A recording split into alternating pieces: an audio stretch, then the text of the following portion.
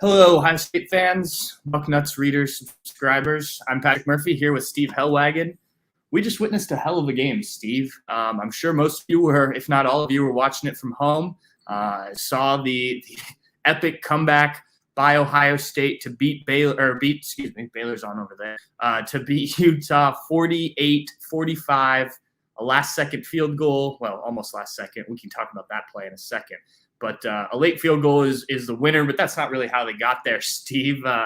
Big hole in the first half, got themselves down 14 quite a bit. Buckeyes came back in the second half. I guess let's start with the defense because that was the big turnaround. What did you notice that was different, if anything, in the second half? Because a lot of the guys just said it wasn't a scheme thing, it was a mentality thing. They felt like they just needed to play better, and they did in the second half. What did you see? They started triggering and making more plays in the second half. In the first half, it was kind of like they were on their heels and reacting more to what Utah was doing. And I thought Utah caught a very good first half game, obviously, to have 4 touchdowns on offense and a kickoff return. The tackling, the pursuit, just everything was off for Ohio State defense in the first half. And when you think about it, in this game, there were 4 guys who had been mainstays, played a lot, that weren't here. Haskell Garrett, Antoine Jackson, Cody Simon, who had his arm in a sling, a right arm, and Marcus Williamson, who, good Lord, off in space somewhere. Retired from football, we found out today. On Twitter. And went down in a blaze of glory on Twitter about how he'd been, wronged by the Ohio State football program that's, giving him his degree and everything else, but whatever. There's going to be hard feelings when your career doesn't turn out the way that you thought it was going to turn out for whatever reason, injuries, just other guys are better, whatever. There's going to be some resentment by some people sometimes, and it's unfortunate, but we're not going to dwell on that tonight because they pulled through in the second half without all those people. Yeah. And that was what was remarkable. Tommy Eichenberg, at least credited with 14 tackles. The defense gave up just 139 yards and 10 points in the second half after getting gashed for over 300 yards in the first half and 28 points on offense plus the kick return, which was kind of falls back on the defense. A lot of the defensive players out there missing tackles and those kind of things on that play. But to my way of thinking, this is a great springboard for them to go into the offseason, but not to go into the offseason with this belief that you're suddenly a national championship contender by osmosis next year. There's a lot of things within this program, even on offense, that need to be shored up. They didn't run the ball particularly well on offense today either. So they've got a lot of things that they can get to work on in the spring. They have a whole new scheme. Jim Knowles is the defensive coordinator. Sounds like Matt Barnes is gone to Memphis, was reported. So, that's the direction things are headed. And we don't know which of the other 4 defensive assistants will be retained or if Jim Knowles and Ryan Day will make a move over there. But defensively, they pulled it together. A couple key plays, Ronnie Hickman making the stop on 4th down on the tight end, stopping him a yard short. That was a critical play in the game. And also Court Williams.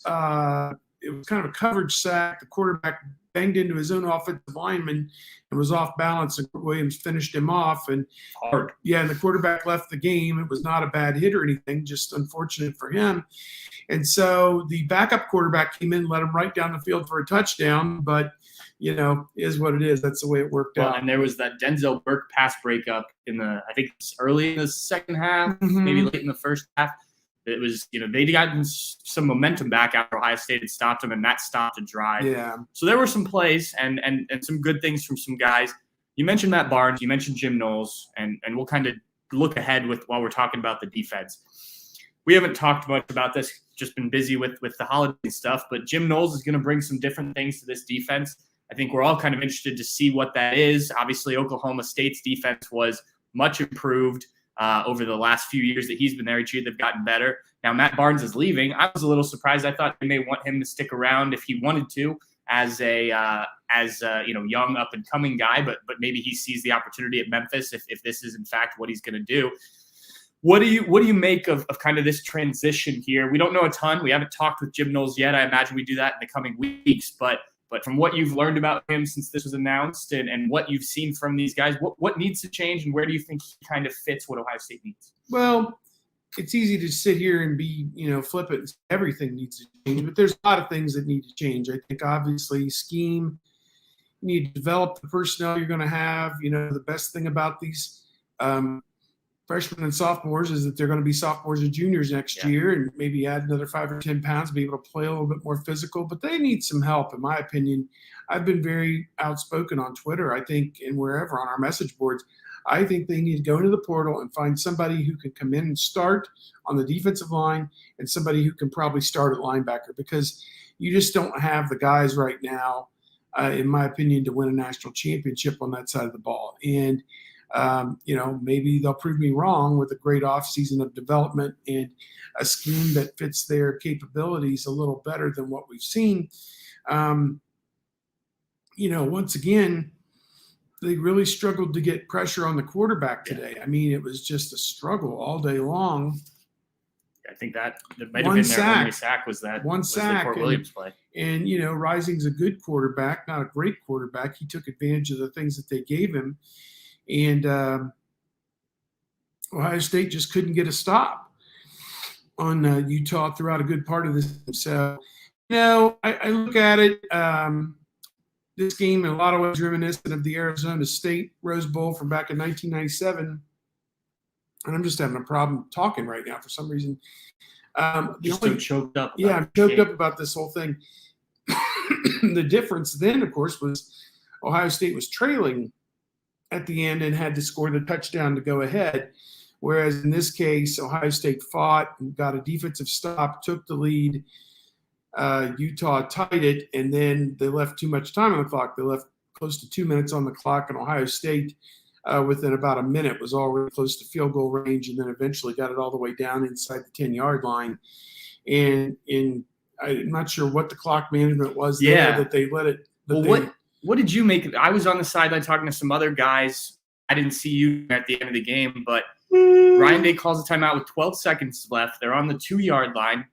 And then they kick the field goal. It's good. That gives you the lead, but you're kicking off to one of the more dangerous kick returners in the country, and they kept kicking it to him. And I guess talking to somebody, he said Noah Ruggles said they were trying to originally kick the ball high to get underneath it. That didn't work. It didn't seem to be a good – at that point, just kick the ball out of bounds and just play coverage and don't let them throw a Hail Mary on the back of cornerback. Did you find that weird? I found it weird that Utah didn't use timeouts to keep time on the clock. Maybe they were out of them too. I don't know. I think they had a couple. The whole scenario was unfolding at just warp speed. It was just, happening very quickly. So it was kind of hard to wrap your mind around it. But I do think it was weird that Ohio State didn't let it go all the way down to 4 seconds and call timeout. That way the clock expires on the kick. So, but whatever. Just an amazing comeback victory. They trailed by 14 points on 3 different occasions, 14-0, maybe 28-14. I don't know. I lost track of it eventually. Maybe it was 4 different times. Yeah, 28-14. 28-14. 14-0.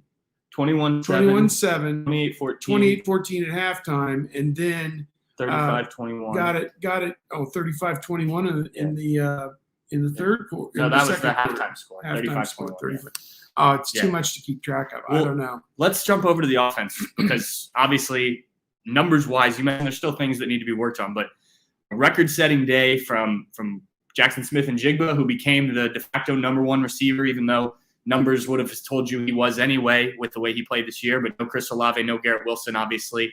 C.J. Stroud still showing he can sling that ball around. He was 37 for 46, 573 yards, 6 touchdowns. That's the second most, I believe, someone said. In Big Ten history. They said Dave Wilson for Illinois had 621 yards against Ohio State. I think it was 1981 game. Ohio State won like 49-42 somehow.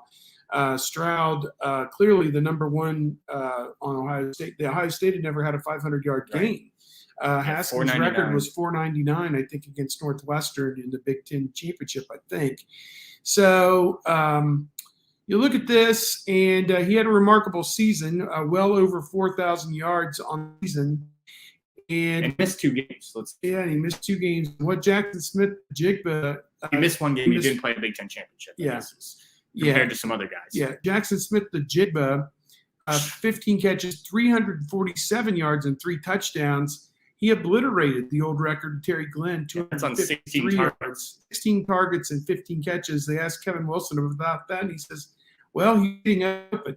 So if there's any question about, not having Garrett Wilson and Chris Olave around, just an amazing year, an amazing game for him. And these 2 guys are going to start next season. Ohio State's going to be up there, and need to get the running game going, I think, going into next year, figure some things out there, and defensively figure out some things there. But great to know you can always fall back on that passing attack with C.J. Stroud and Jackson Smith-Njigba, because they just took them apart today, no question about it. Yeah, and I think you got a bit of a teaser of what Marvin Harrison Jr. can give you. He had 3 touchdowns on 6 catches, 71 yards.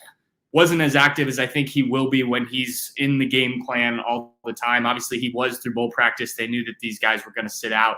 But I think you've got at least 2 very talented guys. Julian Fleming, we're still waiting to see what he's going to do. Emeka Egbuka, I'll be interested to see going forward, because he's more of a slot receiver, which is where Jackson Smith-Njigba had a great catch to help get him going there in the first half, 30 yards down the sideline, got a foot in.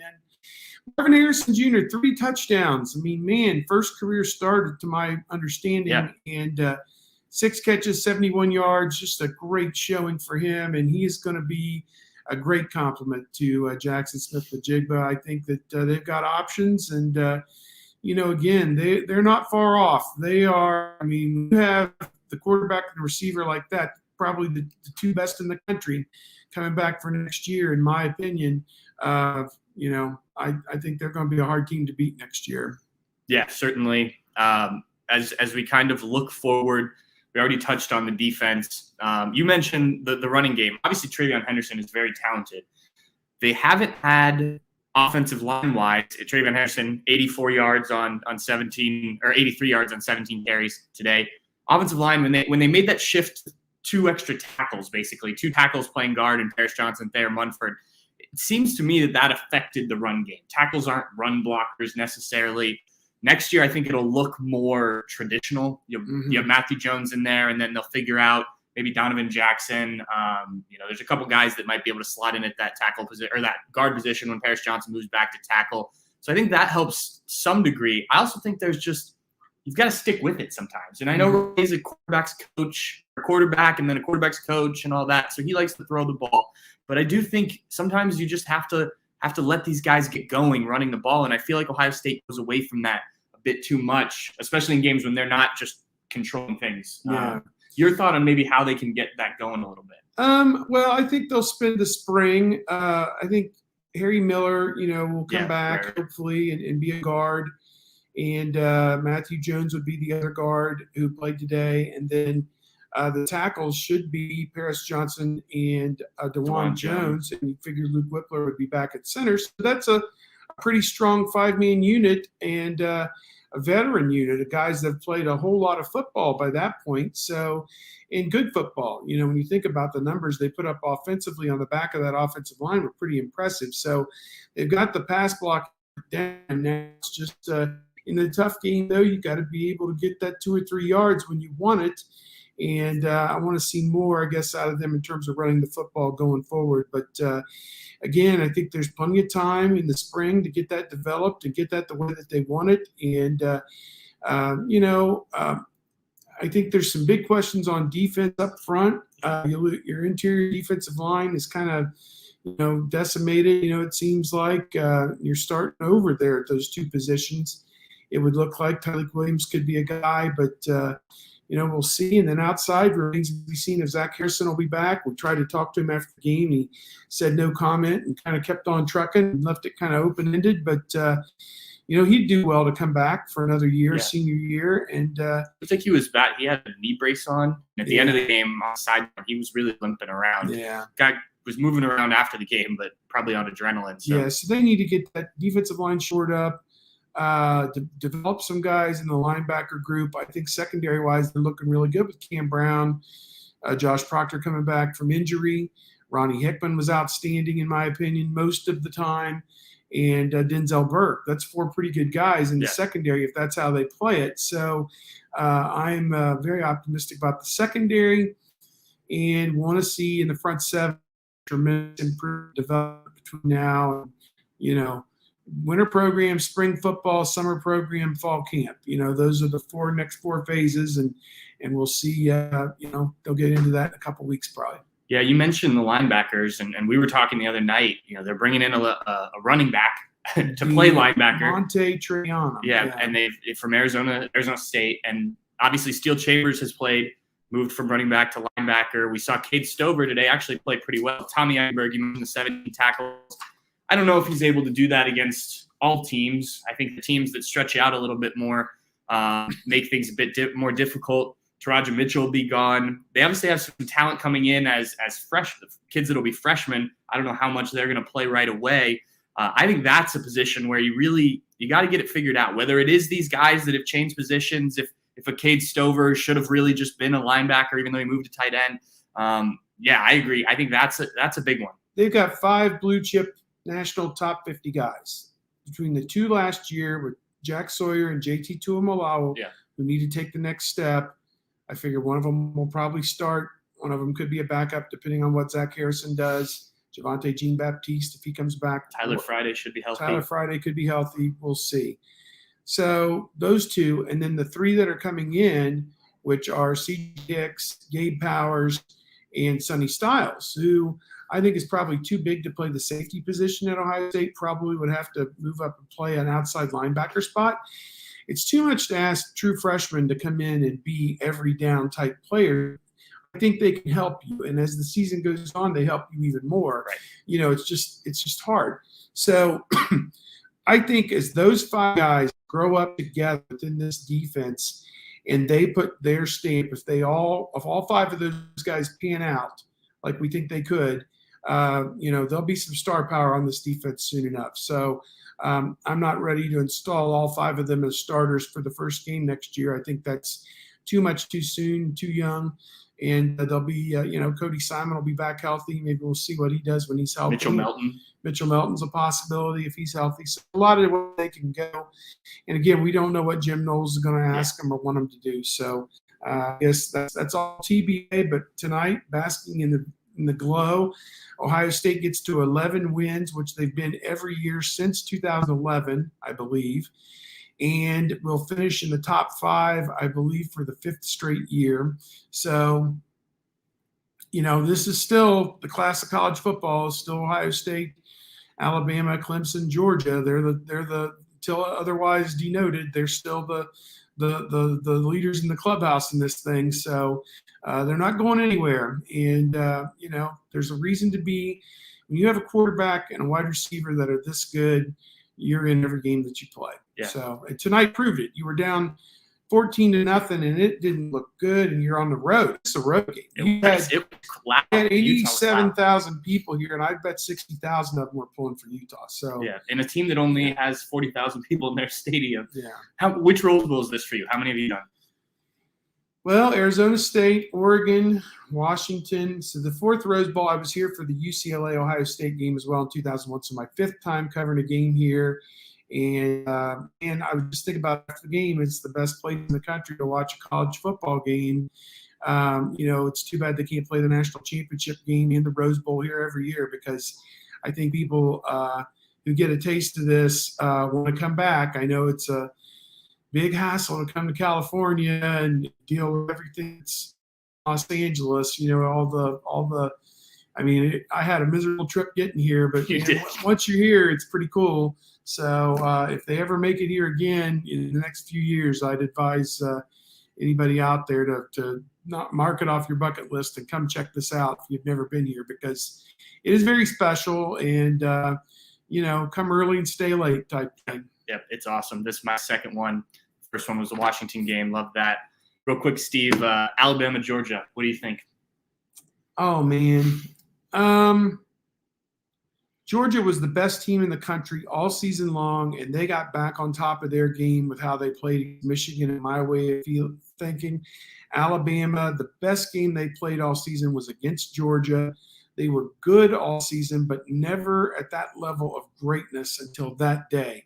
And they played against Cincinnati a pretty good game, and as it turned out, Cincinnati just couldn't match up with them over 4 quarters. And so, I don't know that it was a struggle with Cincinnati, but I didn't see – I mean, their defense was pretty dominant. Their offense kind of sputtered around a little bit. Man, if I had to pick a team, I'm going to go with the team that was better all season. And Georgia has the incentive, obviously, having lost the first go-round. Alabama's kind of banged up. Is Mechie going to play? James kind of got banged up in that game. So I don't know. I just think from the standpoint it might be better for college football if another team wins it as opposed to Alabama again for the 7th time in the last 15 years or whatever it would be. Not that I'm a big Georgia fan or anything like that. I just think that, it might be better off for the sport if there's a different champion. So, well, I think it ought to be a great game. And, I don't see one of them running off and hiding from the other one. So yeah, I picked in another one of the outlets asks members from each outlet to give predictions. I picked Georgia really just to pick something different. I figured most people would pick Ohio State or Alabama, so I guess I have to stick with that one. There you go. All right, well, we're going to get back to work. We've already got stuff up on the site. Steve and I will actually be at the Ohio State basketball game tomorrow. We're going to fly back into Nebraska and do that. So if that's your thing, we'll be there covering that. And we'll have more stuff here. We'll do more basketball stuff on here. We'll still talk football. Like I said earlier, we'll get Jim Knowles at some point in time, and we'll obviously have a lot from that. So thank you guys all year. We appreciate it. We appreciate you do this. You read in, VIP people especially. So, again, thanks. Like, subscribe, all that good stuff. And we'll talk to you all soon. It's been a fun year. And I'm glad they capped it a good way here tonight. Thanks, guys.